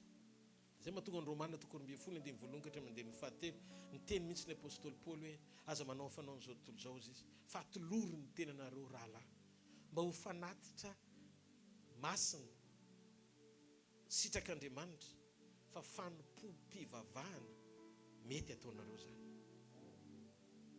Ny safiditsika nitakiany Jesosy tena metraka ny lanjan'ny fanatrehany sy amerina ny ty tempolo tsy natao tanany ity. Izay teny fikasany andro farany tamin'ny menanjoelam-paminany izay ankalazaintsika tsy hoe ilay itoeran'ny fanahany hoe itoetra ao amin'ny trano tsy natao tanan'Andriamanitra dia zasa ianao zany. Fatary fa rehefa mety dia mahazo aina ny fanatrehan'Andriamanitra dia mora mifankahita amin'ny fanatrehana. Mena ho any fanapahana, mena ho any fanjakana, mena ho any fahefan'Andriamanitra. Noho izany tsisy tokony isy fahavalo ratsy fanahy zany afaka ny hahanozongozona ny fifandraisako aminao. Fa ny mahatonga ny Satana mbola afaka miditra manao zay tiany dia satria mbola manana anjara amiko izy. Mateo 7:1-8 lazaiko aminareo marina tokoa na inona ny fehezanareo ty ambony tany dia ho fehezana ny an-danitra. Zany ny fiaraha-miasantsika aminy. Ary na inona ny hovanareo ty ambony tany dia hovana ny an-danitra. Ary lazaiko aminareo koa raha misy roa aminareo mifanaiky ty ambony tany na amin'inona ka angataka izany dia ho azony avy amin'ny raikitra ny an-danitra zany. Misokatra ho antsika ny valim-bavaka. 9:20 fa naiza naiza nongonandrona ny telo amin'ny anarako Dio vovoany meny antoka présence indray tsika. Mba azonareo ve zany zavatra tian'Andriamanitra ho teneniny zany? Rehefa tsara fiambonana amin'Andriamanitra tsika dia mitsahatra ary manana fahatoniana ao anaty satria manana fahatakarana sy fiononana fa miaraka amin'ilay mpamorona sy tokony zavatra rehetra. Za te teny aminao androany. Io manjoanao io ohatra manala parasy. Averiko, io manjoanao io na inona vesatra ao anatinao ohatra manala parasy Andriamanitra manala an'io.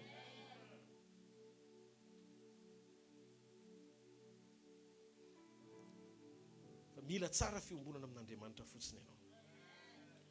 Zany no mahatonga antsika indray mora sorena. Mahatonga anao mora sorena indisy mpamantarany ireny fa mbola tsy parfait ny union sy communion anao amin'Andriamanitra. Misy vavaka mahasorena an'Andriamanitra ho an'ny olona tsy manana communion aminy. Ahoana ilay vavaka mahasorena an'Andriamanitra? Petera rehefa nanaitra azy tamin'ny tafiotra angamba tadiditsika. Foazy ianao fa maty zahay. Faly be ve Jesosy hoe tena faly efa raha tsy namohanareo vity lisany. Zany ve ny teneniny eo? Tsy zany lazain'i Jesosy. Tonga dia nitony sady niketriny izy. Fa inona ny mahazo anareo ry kely finoana? Foazonareo anaty problème zay problème faran'izay kely. Nefa raha mijereva ny tamaso tafiotra tonnerre sy ny karazany varatra. Mbola bedy ndray Petera namo azy nefa Petera efa midobodoboka hatrany amin'ny ambavafony efa mila ho safotra ilay problème. Ka na ohatra zany aza na lehibe ny problème mbola sorena ihany Andriamanitra manitsy ny mpianany. Satria Andriamanitra tsy tia hita olona mo azy ao anaty olana fa te hita olona napahatakarana hiatrikolana miaraka aminy. Ozy izy ny amin'ny olana io teneny fotsiny dia va io. Ka tsy zavatra tsy vita zany rehefa eo Andriamanitra. Fa ny problème ny fahatsapanao fa absent Andriamanitra miatrika an'ilay olana. Dikan'izay lasa ilay olana manana hery ampiororanao fa ianao no miva ao anaty olana. Pitsoka. fa raha vo ianao manam-pitsarana miaraka amin'Andriamanitra miatrika olana dia ny olana no miva satria tsy nampoziny hoe tsy taitra ianao. Ao ve tsika menakavy ao? Nanaitra an' Jesosy izy tao anaty tafiditra dia tsy faly Jesosy. Ozy izy ny tompony ampony zany reto tsy piasa kelinareo e. Raisiny andraikitra dia mijoro tsara ao anaty communion. Rehefa mahazo aina ny finoana tsy tafatoetra ny fahavalo. Mila mino sy mijoro tsika ary fiangonana mandray andraikitra ara-panahy. Rehefa tena mitoetra sy miazona tsara ny famonjena, mahazo miseho ny fanoherana, mahazo miseho ny sotasota ny fahavalo, tsy mampanino zany.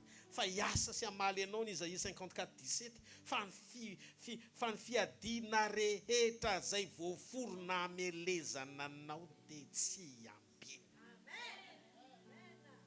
So dia adinonareo ary. Mety nisy kivy tao vao nahita ny Faraona niazakazaka taorin'ny fidiran'ny zanak'Israely hiditra ny tany maina amin'ny ranomasina mena. Mety nisy kivy tao hoe mbola reny koa. Fozy izy Andriamanitra arakaraky ny androsoany ny amaranako azy.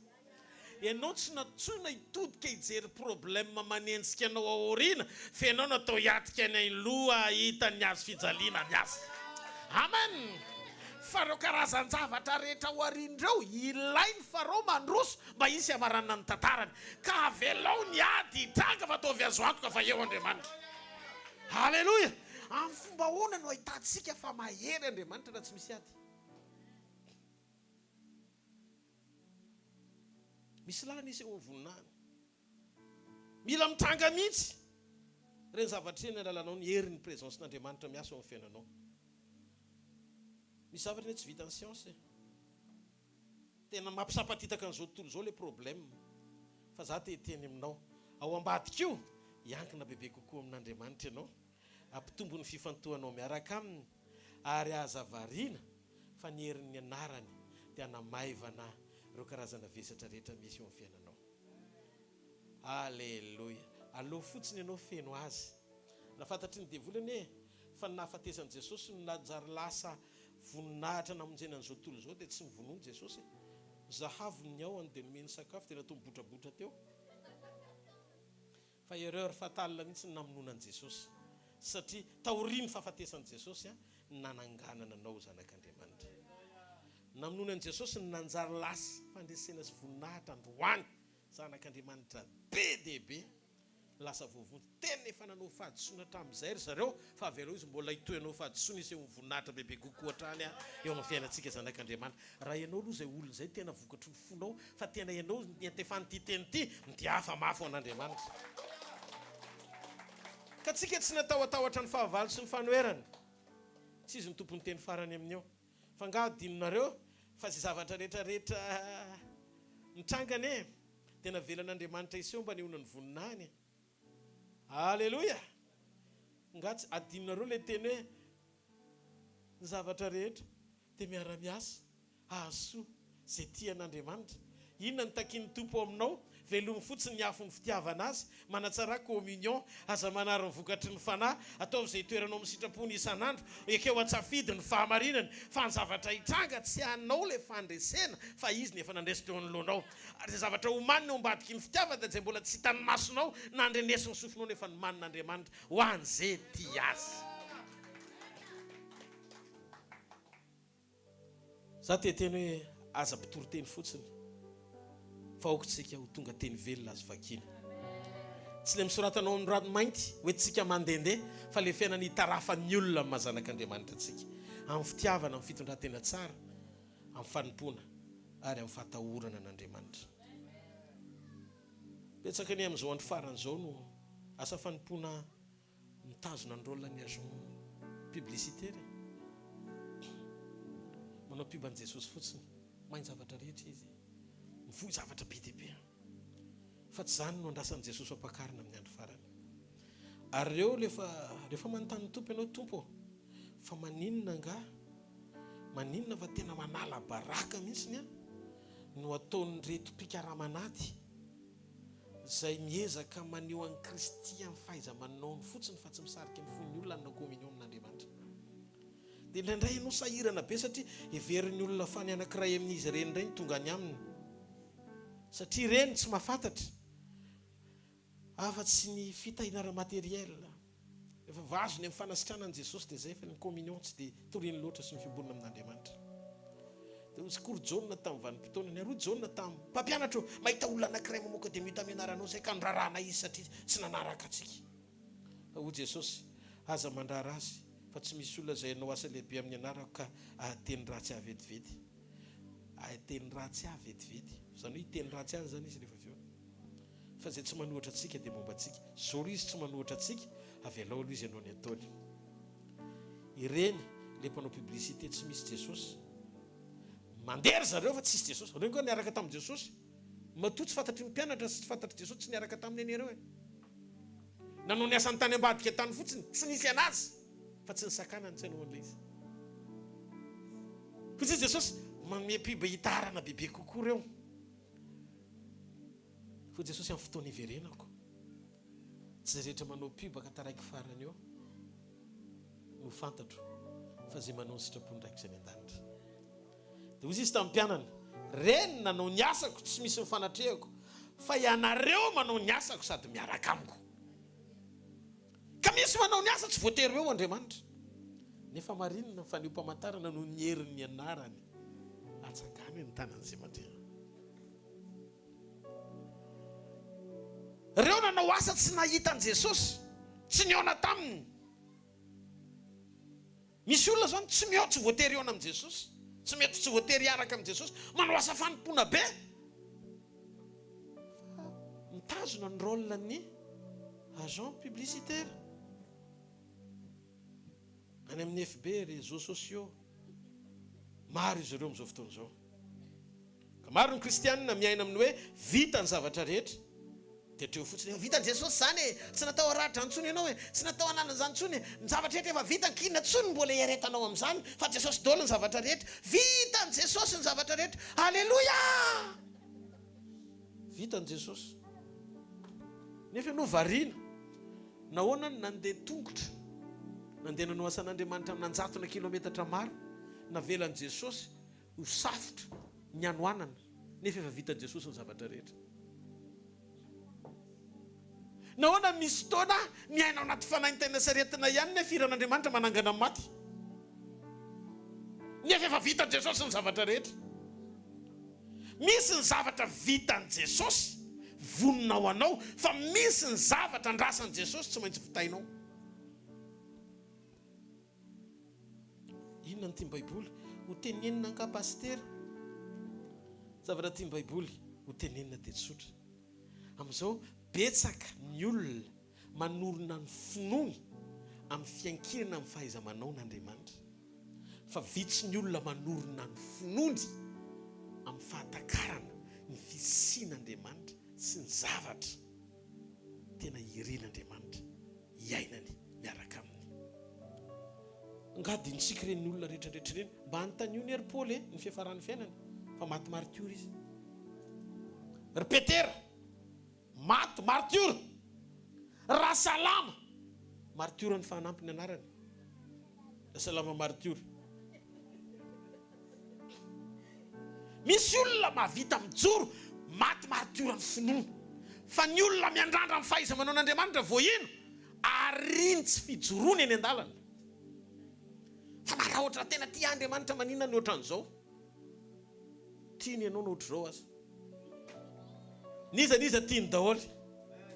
Fa manana faharetany eo am-pijoroana amin'ny fanimpona an'Andriamanitra mba ho isan'ny olona tsy ho lavina amin'ny fotoana iverenana.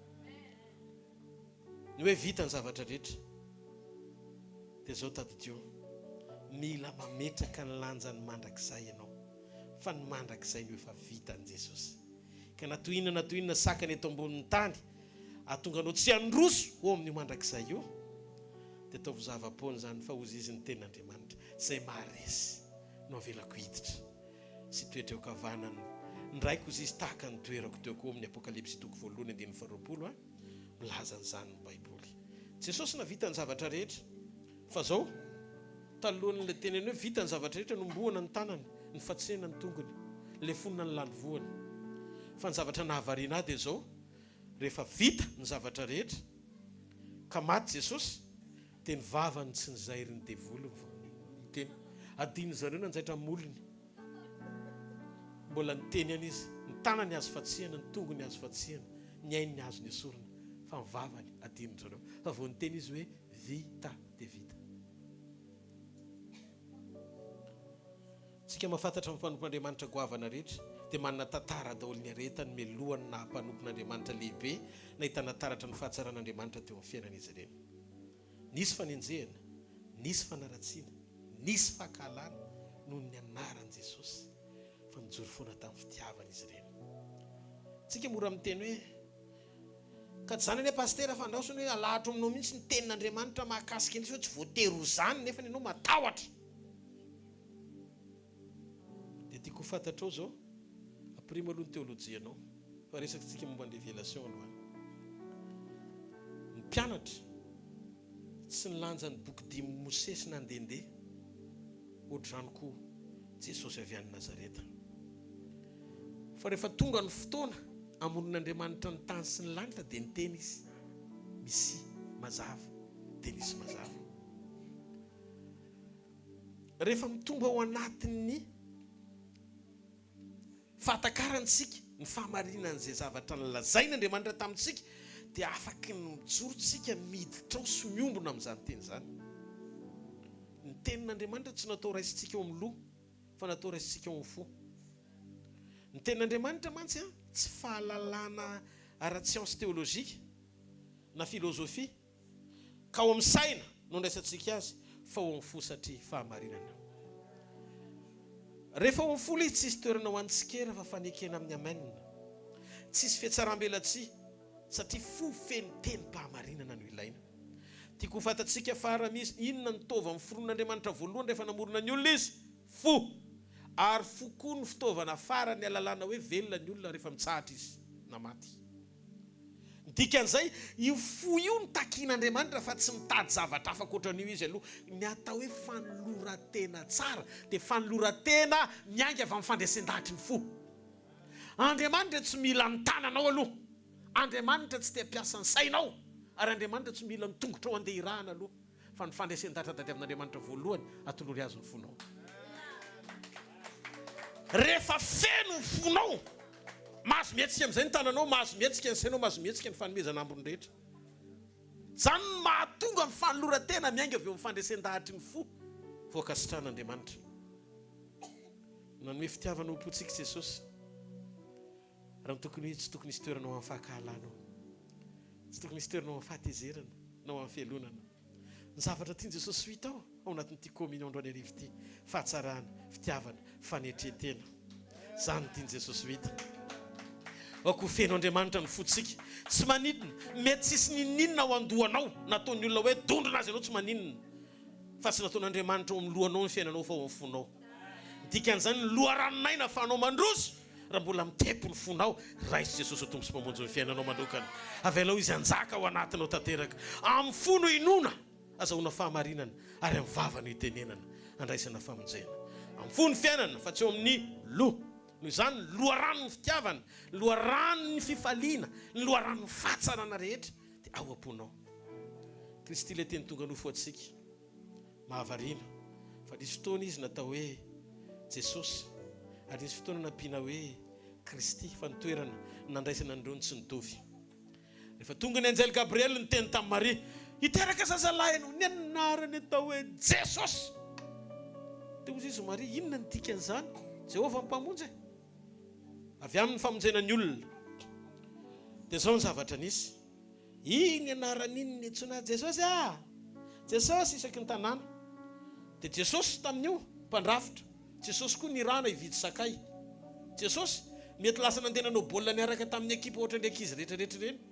Dia teo ny nahavon'ny olona raha vao niteny Jesosy hoe zanak'Andriamanitra tezitra daholo izy menakafy.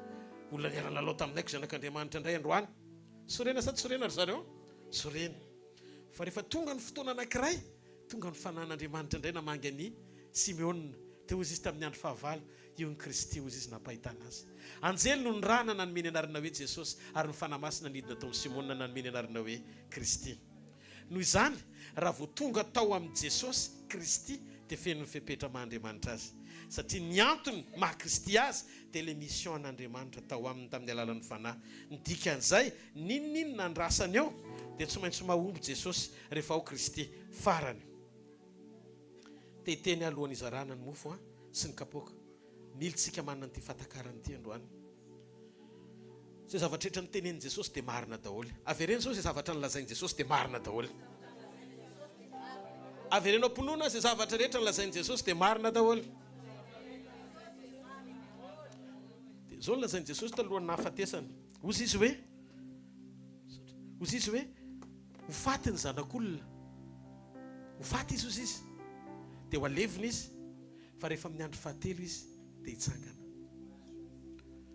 Dia ozy izy le olona niteny azy hoe io olona ino misy ty olona mpamitaka io e.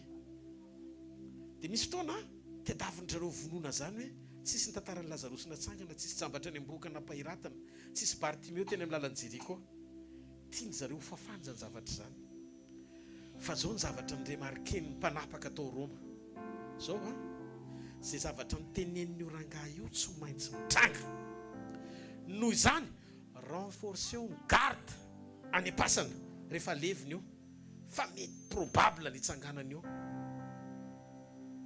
Ny fasana tokana tompoko nasiana miaramila ny ambona azy ary tsy nisy sony taorinany dia fasan'i Jesosy rery.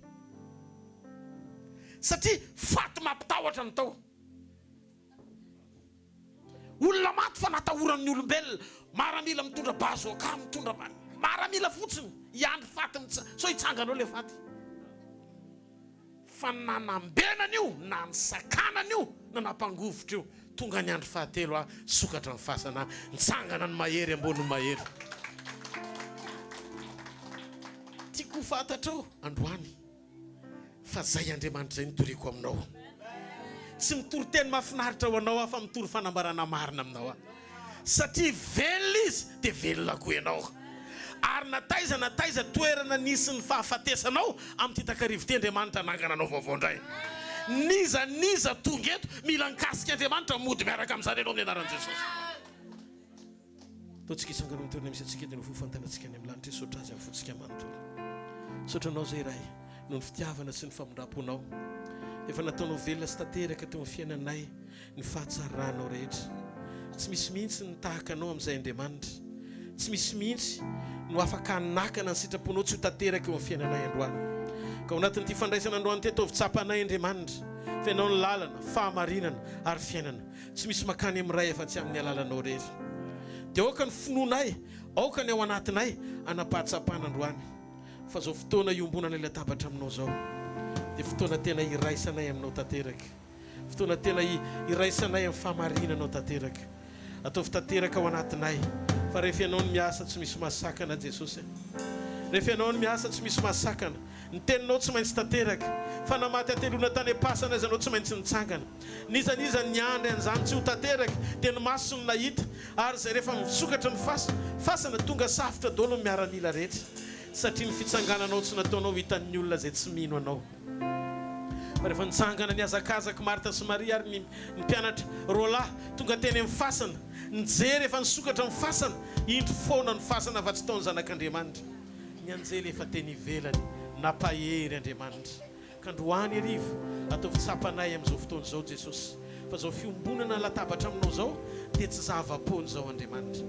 Zao mifanomanana ny fotoana ananganana anay amin'ny andro iverenanao satria fahafatesana noresena kalevona. Jesosy raha iverina ianao tiloti mety loti tsy hita intsony fa hitafiny tsy fahalovana zay ary manomana ianao ny fiombonana hitafina tsy fahalovana mandrakizay no ny herin'ny teninao androany. Mino amin'izao fotoana izao fa ao anatin'ity fandraisany ity zay tova matimaty rehetra ao anatin'ny vatanay no efa tsanganao mialohan'ny fotoana ny vanao anay tanteraka. Satria mbola ilainao zay anaitra amin'izao andro farany zao. Anaitra ny olona tsara avy anambara sy nomana an'izany fotoana sarobidy zary dia ny fotoana iverenanao eny amin'ny laoan'ny lanitra. Mangatay ianao fahasalamana avy any ambony.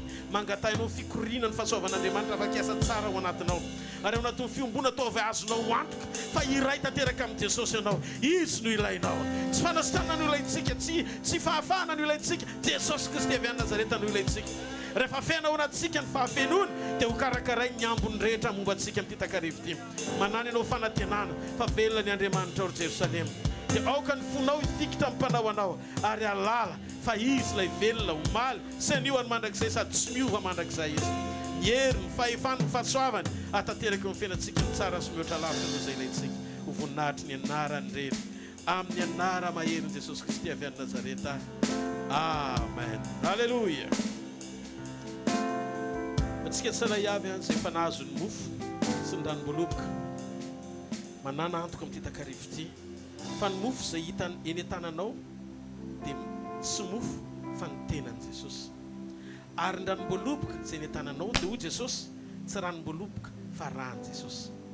Jesosy tamin'ny ala izay namadia anazy dia nandray ny mofo izy ary rehefa nisaotra Jesosy dia nivakina ny mofo dia hozy izy hoe tia ny tenako izay vakina ho anareo so natao ho fahatserovana daontsika hisaotra azy amin'ny fotsika manontolo misaora azy.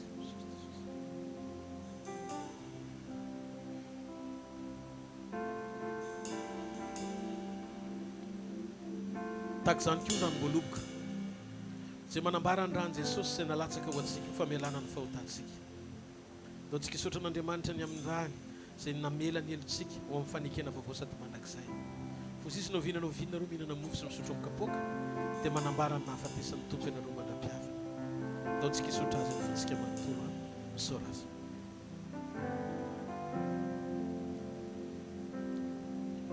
Misaotra Jesosy ny amin'ny fahafenonao atao anatinay fa ny fenonao fahatsarany zay satria tsapanay fa ny ranao no nisotronay ary ny tenanao no hoaninay raha mahavita hatramin'ny fanovana tanteraka ny momba anay manontolo mialoha amin'ny fotoana nanganana anay hitsangananay ho any aminao ny ranao sy ny nofotro ao androany Jesosy dia azoko antoka fa hikarakara mialoha zay zavatra rehetra tsy mety ao anatinay na amin'ny fananay zany na amin'ny ainay zany na amin'ny tenanay zany satria mbola nompo anao zay ary anao sitraponao fantatra fa mihoatra lavitra no vitamina ny vitan'izany ny tanjaka afaka omeny ny eny Elias mofo niendasina teny an-dalana 7 andro 7 alina teny an-dalana ho any an-tendrombohitra reba sady tsy nihinan-kanina nefa natanjaka na vita azy naharitra zany dia androany nisinga avy any an-danitra no hoaninay anadiony ao anatinareo manontolo iraisany tanteraka aminao asandrato mivavaka dia tenenao Andriamanitra misaotranao any amin'ny tenanao sy ny ranao sokafo mivavanao dia mivavaha tenenao Andriamanitra misaotranao Andriamanitra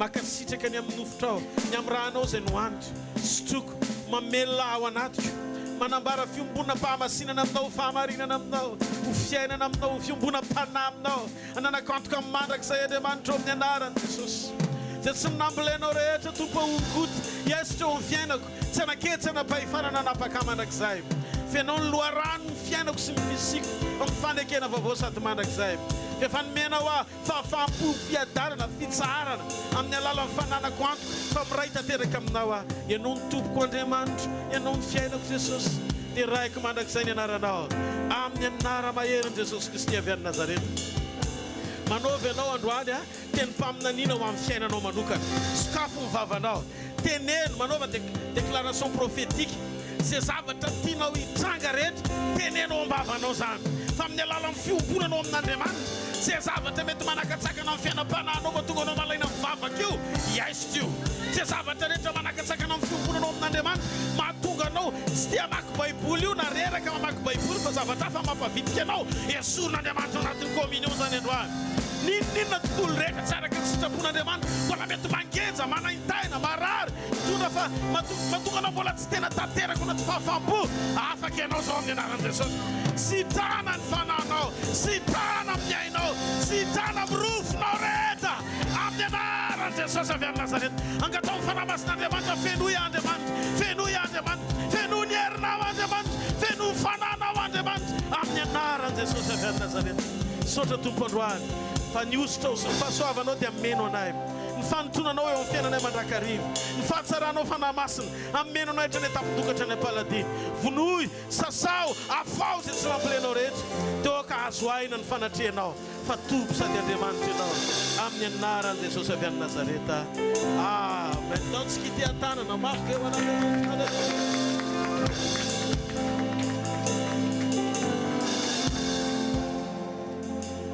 Saint-Esprit,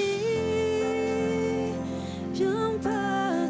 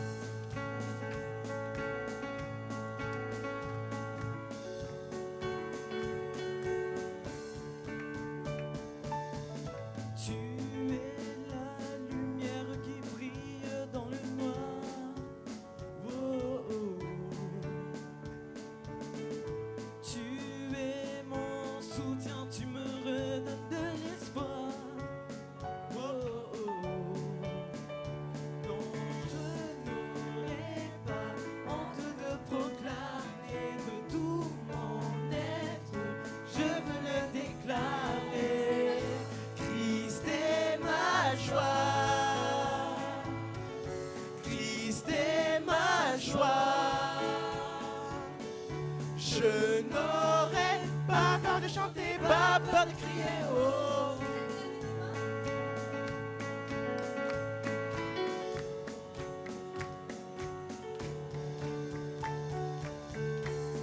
Pourquoi me taire quand mon âme est accablée? Oh, oh. En toi j'espère, tu ne failliras jamais. Oh, oh. Je n'aurai pas honte de proclamer de tout mon être, je veux le déclarer. Christ est ma joie, Christ est ma joie. Je n'aurai pas peur de chanter, pas peur de crier. Oh, Christ est ma joie, Christ est ma joie.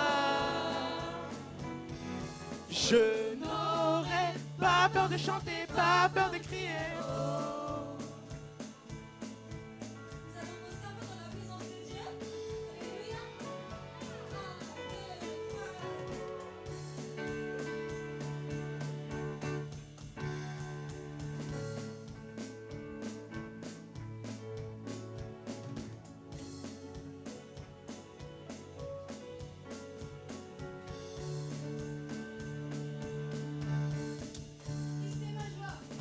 Christ est ma joie, Christ est ma joie. Je n'aurai pas peur de chanter, pas peur de crier. Oh, Christ est ma joie, Christ est ma joie. Je n'aurai pas peur de chanter, pas peur de crier, pas peur de chanter, pas peur de crier. Oh.